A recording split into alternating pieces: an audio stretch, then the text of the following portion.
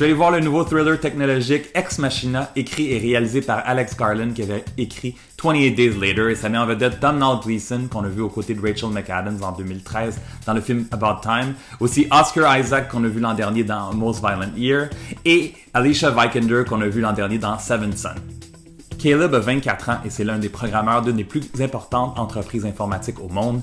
Il gagne un concours pour passer une semaine en montagne dans un lieu retiré qui appartient à Nathan, le PDG solitaire de l'entreprise. Il découvre qu'il devra participer à une expérience fascinante et étrange dans laquelle il devra interagir avec la première intelligence artificielle au monde qui prend la forme d'un superbe robot féminin.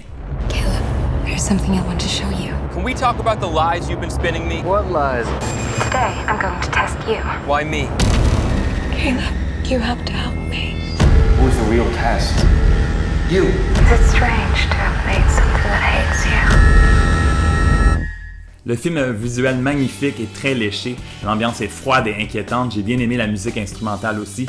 Excellent jeu des acteurs, incluant Oscar Isaac qui joue un personnage très complexe et qui physiquement est très différent d'habitude, musclé, la tête rasée avec sa grosse barbe. Alicia Vikander est vraiment très crédible et attachante dans le rôle du robot Eva.